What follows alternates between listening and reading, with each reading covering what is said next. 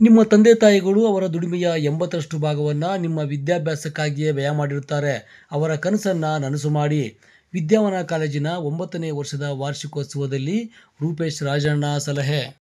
ಬೆಂಗಳೂರು ಗ್ರಾಮಾಂತರ ಜಿಲ್ಲೆಯ ಹೊಸಕೋಟೆ ತಾಲೂಕಿನ ಅನುಗಣನಹಳ್ಳಿ ಹೋಬಳಿಯ ತಿರುಮಲಶೆಟ್ಟಿಹಳ್ಳಿ ಕ್ರಾಸ್ ಬಳಿ ಇರುವ ವಿದ್ಯಾವನ ಶಿಕ್ಷಣ ಸಂಸ್ಥೆಯ 9ನೇ ವರ್ಷದ ವಾರ್ಷಿಕೋತ್ಸವ ಕಾರ್ಯಕ್ರಮವನ್ನು ಸಡಗರ ಸಂಭ್ರಮದಿಂದ ಹಬ್ಬದ ರೀತಿಯಲ್ಲಿ ಏರ್ಪಡಿಸಲಾಗಿತ್ತು.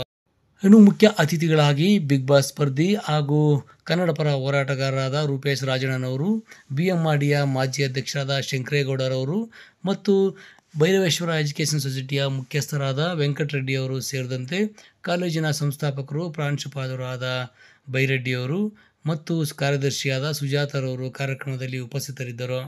ವಿದ್ಯಾವನ ವೈಭವ ಕಾರ್ಯಕ್ರಮದಲ್ಲಿ ವಿದ್ಯಾರ್ಥಿಗಳು ವಿವಿಧ ವೇಷಭೂಷಣಗಳೊಂದಿಗೆ ವೇದಿಕೆ ಮೇಲೆ ಹಾಡುಗಳಿಗೆ ಭರ್ಜರಿ ಸ್ಟೆಪ್ಸನ್ನು ಹಾಕುವ ಮುಖಾಂತರವಾಗಿ ನೆರೆದಿದ್ದ ಪೋಷಕರು ಮತ್ತು ಪ್ರೇಕ್ಷಕರ ಮನಸೂರೆಗೊಳಿಸಿದರು. ಇನ್ನು ಕಾಲೇಜು ಆಡಳಿತ ಮಂಡಳಿ ವತಿಯಿಂದ ಆಗಮಿಸಿದ್ದ ಅತಿಥಿಗಳಿಗೆ ಗೌರವ ನೀಡಿ ಸನ್ಮಾನಿಸಲಾಯಿತು. BComನಲ್ಲಿ ಕಾಲೇಜ್ ಟಾಪರ್ಗಳಾಗಿ ಹೊರಹೊಮ್ಮಿದ ಕುಸುಮಶ್ರೀ ಮತ್ತು ರಶ್ಮಿರವರನ್ನು ಆಗಮಿಸಿದ್ದ ಅತಿಥಿಗಳು ಸನ್ಮಾನಿಸಿದರು. ಇದೇ ಸಂದರ್ಭದಲ್ಲಿ ವಿವಿಧ ಸಾಂಸ್ಕೃತಿಕ ಕಾರ್ಯಕ್ರಮಗಳು, ಕ್ರೀಡೆಗಳಲ್ಲಿ ವಿಜೇತರಾದ ವಿದ್ಯಾರ್ಥಿಗಳಿಗೆ ನೆನಪಿನ ಕಾಣಿಕೆಯನ್ನು ನೀಡಿ ಆಡಳಿತ ಮಂಡಳಿ ಹಾಗೂ ಆಗಮಿಸಿದ ಅತಿಥಿಗಳು ಗೌರವವನ್ನು ನೀಡಿದರು. ಭೈರವೇಶ್ವರ ಎಜುಕೇಷನ್ ಸೊಸೈಟಿಯ ವೆಂಕಟರೆಡ್ಡಿಯವರು ಕಾರ್ಯಕ್ರಮದಲ್ಲಿ ಮಾತನಾಡಿ, ಬೈರೆಡ್ಡಿಯವರು ಹಣ ಮಾಡಬೇಕಾದರೆ ಬೇರೆ ಉದ್ಯೋಗ ಅಥವಾ ಉದ್ಯಮವನ್ನು ಮಾಡಬಹುದಿತ್ತು. ಆದರೆ ಅವರು ಶಿಕ್ಷಣ ಸಂಸ್ಥೆಯನ್ನು ಕಟ್ಟಿರುವುದು ಒಬ್ಬ ವೈದ್ಯನನ್ನಾಗಲಿ, ಇಂಜಿನಿಯರನ್ನಾಗಲಿ ಅಥವಾ ಆಫೀಸರನ್ನಾಗಲಿ ಮಾಡಲಲ್ಲ, ದೇಶಕ್ಕೆ ಉತ್ತಮ ಸುಸಂಸ್ಕೃತ ಪ್ರಜೆಯನ್ನು ಕೊಡಬೇಕೆಂಬ ನಿಟ್ಟಿನಲ್ಲಿ ಒಂದು ಸಂಸ್ಥೆಯನ್ನು ಕಟ್ಟಿದ್ದಾರೆ. ಅವರಿಗೆ ಯಶಸ್ವಿಯಾಗಲಿ ಎಂದರು. ಇದೇ ಸಂದರ್ಭದಲ್ಲಿ ರೂಪೇಶ್ ರಾಜಣ್ಣನವರು ಮಾತನಾಡಿ, ತಂದೆ ತಾಯಿಗಳು ತಮ್ಮ ದುಡಿಮೆಯ 80ರಷ್ಟು ಭಾಗವನ್ನು ನಿಮಗೆ ವ್ಯಯ ಮಾಡುತ್ತಿರುತ್ತಾರೆ. ಆ ನಿಟ್ಟಿನಲ್ಲಿ ಅವರ ಕನಸುಗಳನ್ನು ನನಸು ಮಾಡಬೇಕು. ಈ ಒಂದು ಸಂಸ್ಥೆಯು ಮುಂದಿನ ದಿನಗಳಲ್ಲಿ ಬಹು ಎತ್ತರಕ್ಕೆ ಬೆಳೆಯಲಿ ಎಂದು ಶುಭ ಹಾರೈಸಿದರು.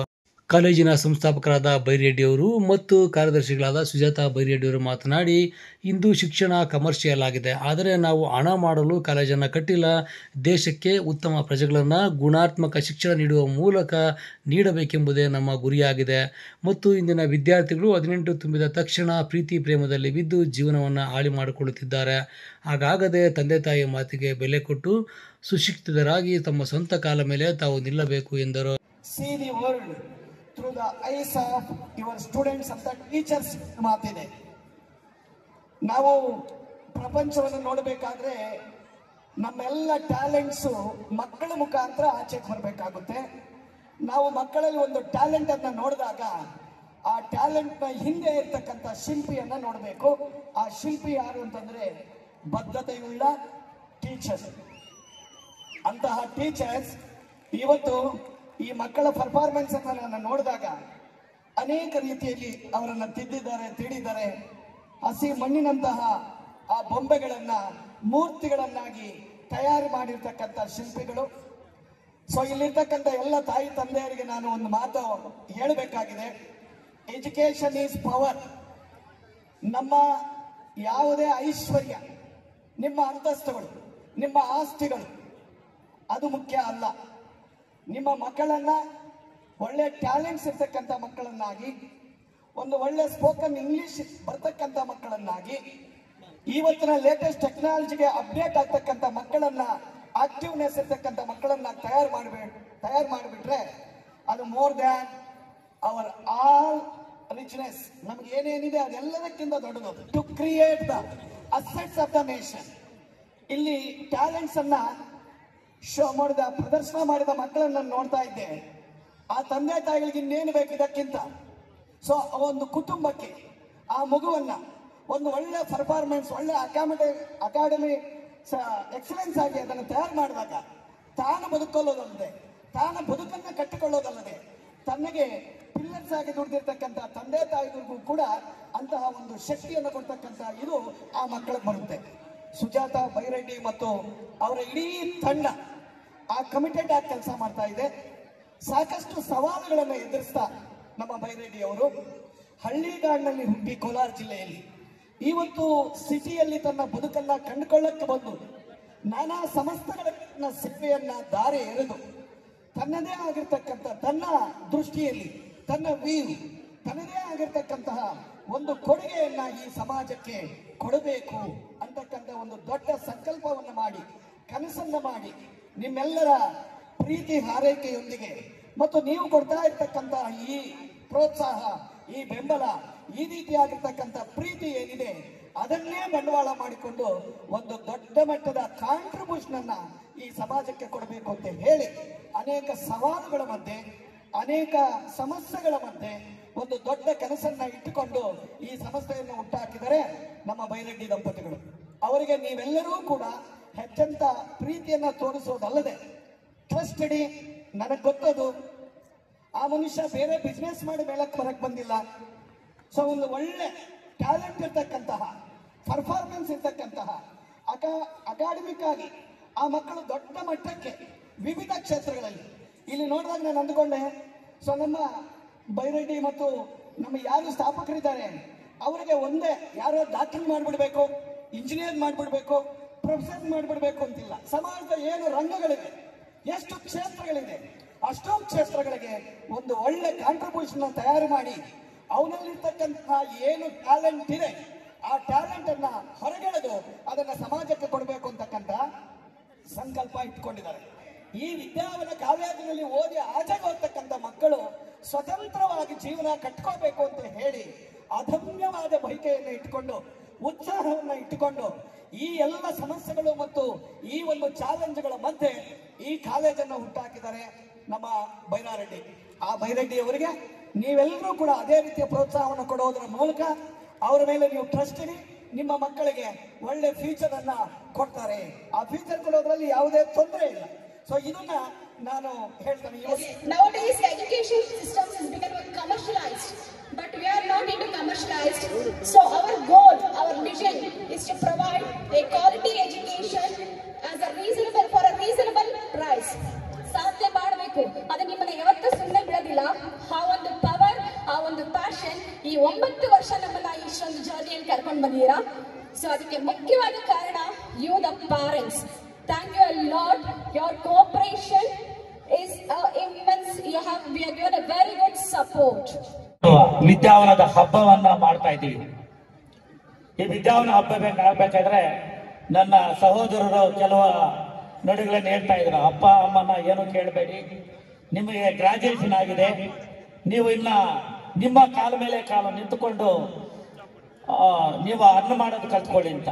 ಹೌದು, ಯಾಕೆಂದ್ರೆ ಇವಾಗ ಕಾಲೇಜುಗಳಲ್ಲಿ ನೋಡ್ತಾ ಇದ್ದೀವಿ, ಏನ್ ತಂದೆ ತಾಯಿ ಕಷ್ಟಪಟ್ಟಿರ್ತಾರೆ ಅನ್ನೋದು ಅರ್ಥ ಮಾಡ್ಕೊಳ್ಳೋದಕ್ಕಿಂತ ಮುಂಚೆನೆ ಕಾಲೇಜಿಗೆ ಬಂದ ಮೇಲೆ ತುಂಬಾ ಯೌವನಾವಸ್ಥೆಗೆ ಬಂದಿರ್ತಾರೆ. ಎಲ್ಲ ಮಟ್ಟ ತಂದೆ ತಾಯಿ ಏನ್ ಮಾಡಿದ್ದಾರೆ ಅಂತ. ಇನ್ನೇನು ನಮ್ಗಾಯ್ತು, ನಮ್ಗೆ ವಯಸ್ಸಾಯ್ತು, ಏನೋ ಯಾರಾದ್ರೂ ಸಿಕ್ಕಿದ್ರೆ ಬೇಕಾದ್ರೆ ಮದುವೆ ಮಾಡ್ಕೊಂಡು ನಮ್ಮ ಇಷ್ಟ, ಬಿಕಾಸ್ ನಮ್ದು 18 ವರ್ಷ ಮುಗಿದಿದೆ ಅಂತ ಡಿಸೈಡ್ ಮಾಡ್ತಕ್ಕಂಥ ಎಷ್ಟೋ ಜನ ಇದ್ದಾರೆ. ತಂದೆ ತಾಯಿನ ಇವಾಗ ನೀವು ನೋಡ್ತಾ ಇದ್ದೀರಾ, ನೀವು ಯೌವನಾವಸ್ಥೆಯಲ್ಲಿ ಇದ್ದೀರಾ, ಏನ್ ಮಾಡಿದ್ದೀರಾ ಅಂತ ಕೇಳ್ತಾ ಇದ್ದೀರಾ. ನಿಮ್ ತಂದೆ ತಾಯಿ ಏನ್ ಮಾಡಿದ್ದೀರ ಅನ್ನೋದು ನಾನು ಚಿಕ್ಕದಾಗಿ ಹೇಳ್ತೀನಿ ನೋಡಿ. ಏನ್ ಮಾಡಿದ್ದೀರಾ? 18 ವರ್ಷ ಅಥವಾ 20 ವರ್ಷ ಆದ್ಮೇಲೆ ಮದುವೆ ಮಾಡ್ಕೊಂಡ್ರು, ವಾಪಸ್ ಹೋಗ್ರಿ. ನಿಮ್ಮ ವಯಸ್ಸು ಆ ವಯಸ್ಸಿನಲ್ಲೇ ಇದೆ, ಸ್ವಲ್ಪ ಹೆಚ್ಚು ಕಮ್ಮಿ ಅಂತ ಇಟ್ಕೊಂಡ್ರಿ, ಯಾಕಂದ್ರೆ ಡಿಗ್ರಿ ಮಕ್ಕಳು ಇರೋದ್ರಿಂದ. ಆ ವಯಸ್ಸಿನಲ್ಲಿ ಮದುವೆ ಆದ್ಮೇಲೆ ಒಂದು 2 ವರ್ಷಕ್ಕೆ ನೀವು ಹುಟ್ಟಿದ್ರಿ. ನೀವು ಹುಟ್ಟೋ ತನಕ ಅವರ ಒಂದು ಪರ್ಸನಲ್ ಲೈಫ್ ಇತ್ತು. ಆ ಪರ್ಸನಲ್ ಲೈಫ್ ಆದ್ಮೇಲೆ ನೀವು ಹುಟ್ಟಿದ ತಕ್ಷಣ ತಾಯಿ ಕೆಲ್ಸಕ್ಕೆ ಹೋಗ್ತಾ ಇದ್ದೆ, ತಾಯಿ ಕೆಲಸ ಬಿಡ್ತಾಳೆ, ಯಾಕಂದ್ರೆ ನನ್ನ ಮಗನ್ ನೋಡ್ಕೋಬೇಕು ಅಂತ. ಅವರು ಎಷ್ಟು ಕಾಂಪ್ರಮೈಸ್ ಆದ್ರು ನಿಮ್ಗೋಸ್ಕರ ತನ್ನ ಉದ್ಯೋಗ ತ್ಯಜಿಸಿದ್ರು. ಅದಾದ್ಮೇಲೆ ತಂದೆ ತನ್ನ ಆದಾಯದಲ್ಲಿ ಮಗುಗೋಸ್ಕರ ಒಂದು ಪಾಲು ಎತ್ತಿರಕ್ಕೆ ಸ್ಟಾರ್ಟ್ ಮಾಡ್ತಾರೆ. ಯಾಕೆಂದ್ರೆ 3ನೇ ವ್ಯಕ್ತಿ ಬಂದ. ಅದು ಅಷ್ಟೇ ಅಲ್ಲ, ಈ 2 ಜೊತೆಯಲ್ಲಿ 3ನೇದು ತಂದೆ ಕೆಲ್ಸಕ್ಕೆ ಹೋಗಿದ್ದಾಗ ಅಲ್ಲಿಂದ ಫೋನ್ ಮಾಡ್ತಾನೆ, ಏನ್ ಮಾಡ್ತಾ ಇದ್ದಾರೆ. ಸಪೋಸ್ ತಾಯಿನಿ ಕೆಲ್ಸಕ್ಕೆ ಮಾಡ್ತಾ ಇದ್ರೆ ಮಗು ಊಟ ಆಯ್ತಾ, ಹಾಲು ಕುಡಿದ್ರ, ನೀರು ಕುಡಿದ್ರ, ಇನ್ನೊಂದು ಮತ್ತೊಂದು ತಿಂಡಿ ತಿಂದ್ರ ಅಂತ ಮಧ್ಯದಲ್ಲೇ ಕೆಲಸ ಬಿಟ್ಟು ಫೋನ್ ಮಾಡಿ ಮನೆಯವನ್ನ ವಿಚಾರಿಸ್ತಾ ಇರ್ತಾರೆ.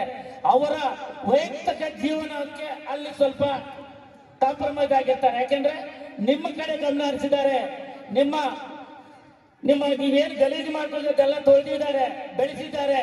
ಅವರ ಆದಾಯದ ಭಾಗವನ್ನ ನಿಮ್ಮ ಶಿಕ್ಷಣಕ್ಕಾಗಿ ಮುಡುಪಾಕಿಟ್ಟಿದ್ದಾರೆ. ನಿಮ್ಮ ಭವಿಷ್ಯಕ್ಕಾಗಿ 20 ರಿಂದ 25 ವರ್ಷ ಕಷ್ಟಪಟ್ಟಿರ್ತಾರೆ. ತನ್ನ ಆಸೆ ಆಕಾಂಕ್ಷೆಗಳನ್ನ ಬದಿಗೊತ್ತಿರ್ತಾರೆ. ಎಲ್ಲ ಬದಿಗೊತ್ತಿ ಬಿಟ್ಟು ನಿಮ್ಗೋಸ್ಕರ ರಾತ್ರಿ ಹಗಲು ನಿಮ್ ಬಗ್ಗೆ ಯೋಚನೆ ಮಾಡಿರ್ತಾರೆ. ಸ್ಕೂಲ್ ಹೋಗ್ಬೇಕಾದ್ರೆ ಬಂದು ಬಿಟ್ಟು ಹೋಗ್ತಾರೆ, ತಲುಪಿದ್ದೀರಾ ಅಂತ ಕೇಳ್ತಾರೆ. ವಾಪಸ್ ಬಂದ ತಕ್ಷಣ ಬಂದಿದ್ದಾರೆ ಅಂತ ಕೇಳ್ತಾರೆ. ರೀಚ್ ಆಗಿದ್ರ ಇಲ್ವಾ ಅಂದ್ರೆ ಅರ್ಧ ಗಂಟೆ ಕಾಲು ಗಂಟೆ ಇಲ್ಲ ಅಂದ್ರೆ ಇವಾಗ ನನಗೂ ಫೋನ್ ಮಾಡ್ತಾರೆ, ಸರ್ 4:45 ಆಯ್ತು, ನಮ್ಮ ಮಗು ಮನೆ ತಲುಪಿಲ್ಲ ಯಾಕೆ ಅಂತ ಕೇಳ್ತಾರೆ. ಎಷ್ಟು ಕಾಳಜಿ ವಹಿಸ್ತಾ ಇದ್ದಾರೆ. ಇಂಥ ಕಾಳಜಿ ವಹಿಸ್ತಾ ಇರ್ತಕ್ಕಂಥ ಸಮಯದಲ್ಲಿ ಯಾರಾದ್ರೂ ಒಬ್ಬರು ಯಾವುದೋ ಒಂದು ಹುಡುಗನೋ ಹುಡುಗಿನೋ ನಾನು ಇಂಥವ್ರು ಲವ್ ಮಾಡ್ತೀನಿ, ಇಂಥವ್ರು ಮದುವೆ ಆಗ್ತೀನಿ, ನನಗೆ 18 ಇಯರ್ಸ್ ಆಗಿದೆ ಅಂದ್ರೆ ಯಾಕೆ ಜೋರು ಮಾಡಬಾರ್ದು? 18-20 ವರ್ಷ ಅವ್ರೆಲ್ಲಾ ಜೀವನನೂ ಹಾಳು ಮಾಡಿಕೊಂಡು ನಿಮ್ಗೋಸ್ಕರ ಒಂದು ಇಷ್ಟೆಲ್ಲ ಮಾಡಿರ್ತಾರೆ. ಅದರಿಂದ ದಯವಿಟ್ಟು ನಿಮ್ಮ ತಂದೆ ತಾಯಿ ಗೌರವ ಕೊಡಿ, ನಿಮ್ಮ ತಂದೆ ತಾಯಿಯನ್ನು ಚೆನ್ನಾಗಿ ನೋಡ್ಕೊಳ್ಳಿ. ಯಾಕೆಂದ್ರೆ ಅವ್ರ ಜೀವನ ಎಲ್ಲ ನಿಮ್ಗೋಸ್ಕರ ಬದುಕ್ತಾ ಇದ್ದಾರೆ ಅಂತ ಹೇಳ್ತಾ, ಮಗು ಈ ರಾಜ್ಯದಲ್ಲಿ ದೊಡ್ಡ ಹೆಸರನ್ನ ಮಾಡ್ತಕ್ಕಂಥ ಮಗುವನ್ನಾಗಿ ರೂಪಿಸ್ಬೇಕು ಅಂತನ್ನೋದೇ ನನ್ನ ಕಾಳಜಿ ಸಾರ್ ಅಂತ ಹೇಳಿ ಬಹಳ ಹೆಮ್ಮೆಯಿಂದ ಹೇಳ್ತಾ ಇದ್ದಾರೆ. ಅವರ ಆ ಇಡೀ ಮಾತುಕತೆಯಲ್ಲಿ ಅವ್ರು ಅನ್ಕೊಂಡಿದ್ರು ನಾ ಕೇಳ್ತಾ ಇದ್ದೀನಿ ಅಂತ. ನಾನು ಅಬ್ಸರ್ವ್ ಮಾಡ್ತಾ ಇದ್ದೇನು, ಇವ್ರು ಯಾವ್ದು ಪ್ರಾಮುಖ್ಯತೆ ಕೊಡ್ತಾ ಇದ್ದಾರೆ ಅಂತಂದ್ರೆ ಅಷ್ಟೊತ್ತಿಂದಲೂ ಈ ಕಾಲೇಜಿಗೆ ಬರ್ತಕ್ಕಂಥ ಪ್ರತಿಯೊಂದು ಮಗು ಜೊತೆಗೆ ಬಂದು ತುಂಬಾ ಜನ ಇಲ್ಲಿ ಪಾಠವನ್ನು ಮಾಡ್ತಕ್ಕಂಥ ನಮ್ಮ ಶಿಕ್ಷಕರಿಂದ ಅವ್ರ ಬಗ್ಗೆ, ಸ್ಟೂಡೆಂಟ್ಸ್ ಬಗ್ಗೆ, ಸರ್ ಹಂಗ್ ಮಾಡ್ಬೇಕು ಸರ್, ಅವ್ರಿಗೆ ಟ್ಯೂಷನ್ಗೂ ಹೋಗೋದಕ್ಕೆ ಅವಕಾಶ ಕೊಡದೆ ಹೋದ ರೀತಿ ನಾನು ಶಿಕ್ಷಣವನ್ನು ಕೊಡಬೇಕು ಸರ್. ಅದೊಂಥರ ಒಳ್ಳೇದೇಲ್ವಾ? ಟ್ಯೂಷನ್ ದುಡ್ಡು ಉಳಿತದಲ್ವಾ ಮಕ್ಕಳ ತಂದೆ ತಾಯಿಗಳಿಗೆ, ಆ ಒಂದು ಕ್ವಾಲಿಟಿಯನ್ನ ಇಲ್ಲಿ ನೀವು ಕೊಟ್ಟಾಗ ಅಂತ ಹೇಳಿ ನೋಡಿ. ಯಾವ ಒಬ್ಬ ವ್ಯಕ್ತಿ ಸಂಸ್ಥೆಯನ್ನ ನಡೆಸ್ತಕ್ಕಂಥ ವ್ಯಕ್ತಿಗೆ ತನ್ನ ಸಂಸ್ಥೆಗೆ ಬರ್ತಕ್ಕಂಥ ಶಿಕ್ಷಕರಾಗಿರಬಹುದು ಅಥವಾ ವಿದ್ಯಾರ್ಥಿಗಳಾಗಿರಬಹುದು, ಕೇವಲ ಅವರ ಕಾಳಜಿಯನ್ನಷ್ಟೇ ನಾನು ಯೋಚನೆ ಮಾಡ್ತೀನಿ ಅಂತಂತ ಸುಮ್ಮನೆ ಬಾಯಿ ಮಾತಲ್ಲಿ ಹೇಳೋದಲ್ಲ, ಮನಸ್ಸಿನೊಳಗೆ ನಾಟು ಬಿಡ್ತದೆ ಆ ಸಂಸ್ಥೆ. ನಾನು ಆ ಭಗವಂತನ ಈಗಲೂ ಹೇಳಿದೆ ನಾನು ಈ ಮಾತನ್ನ, ಮುಂದಿನ 5 ವರ್ಷ ಅಥವಾ 2 ವರ್ಷ ನಿಮ್ಮ ಸಂಸ್ಥೆ ಬಗ್ಗೆ ಇಡೀ ಕರ್ನಾಟಕ ಮಾತನಾಡುವಂತಾಗಲಿ ಅಂತ ಹೇಳಿ ನಾನು ಆ ದೇವರಲ್ಲಿ ಕೇಳ್ಕೊಳ್ತೇನೆ. ಇವರಿಬ್ಬರು ಸೇರಿ ನಿಮ್ಮ ಸಂಸ್ಥೆಯ ತೇರನ್ನ ಹಿಡಿದು ಮುಂದೆ ಇಂಜಿನ್ ತರ ಹೋಗ್ತಾ ಇದ್ದಾರೆ. ನಿಮ್ಮನ್ನೆಲ್ಲರನ್ನು ಒಂದು ಒಳ್ಳೆ ಗುರಿಯಡೆಗೆ ತಗೊಂಡೋಗಿ ಸೇರಿಸಬೇಕು ಅಂತ ಹೇಳಿ ನಿಮ್ಮೆಲ್ಲರ ಚಪ್ಪಾಳೆಯೊಂದಿಗೆ ಅವರಿಗೆ ನಾನು ಶುಭಾಶಯ ಕೋರೋದಕ್ಕೆ ಇಷ್ಟಪಡ್ತಿದ್ದೆ. ನಿಮ್ಮ ತಂದೆ ತಾಯಿಗಳು ಕೂಲಿ ಮಾಡ್ತಾರೋ, ಕೆಲಸ ಮಾಡ್ತಾರೋ, ಎಲ್ಲೋ ಒಂದು ಕಡೆ ಹೋಗಿ ಅವ್ರು ತಗೊಳ್ತಕ್ಕಂಥ ಒಂದು 10,000 20,000 ಸಂಬಳನ ತಗೋತಾರೆ ಅಂದ್ರೆ ಕನಿಷ್ಠ 80% ಅವರ ಒಂದು ದುಡಿಮೆಯನ್ನ ನಿಮ್ಮ ಮೇಲೆ ಹಾಕ್ತಾ ಇರ್ತಾರೆ. ಕನಿಷ್ಠ 80% ನಿಮ್ಮ ಮೇಲೆ, ನಿಮ್ಮ ತಗೊಳ್ತಕ್ಕಂಥ ಬಟ್ಟೆ, ಮೊಬೈಲು, ಬೈಕು, ನಿಮ್ ಫೀಸು, ಇನ್ನೊಂದು ಏನೋ ಎಲ್ಲ ನಿಮಗೋಸ್ಕರ ತ್ಯಾಗ ಮಾಡ್ತಾ ಇರ್ತಾರೆ. ದಯಮಾಡಿ ಇದೇ ತಾಯಿ ಮೇಲೆ ನಮ್ಗೆ ಏನ್ ಮಾಡ್ತಾ ಇದ್ದಾರೆ ಅನ್ನೋದನ್ನ ಗಮನದಲ್ಲಿ ಇಟ್ಕೊಂಡು ಅವ್ರಿಗೆ ಸ್ಪಂದಿಸಿ ಚೆನ್ನಾಗಿ ಓದಿ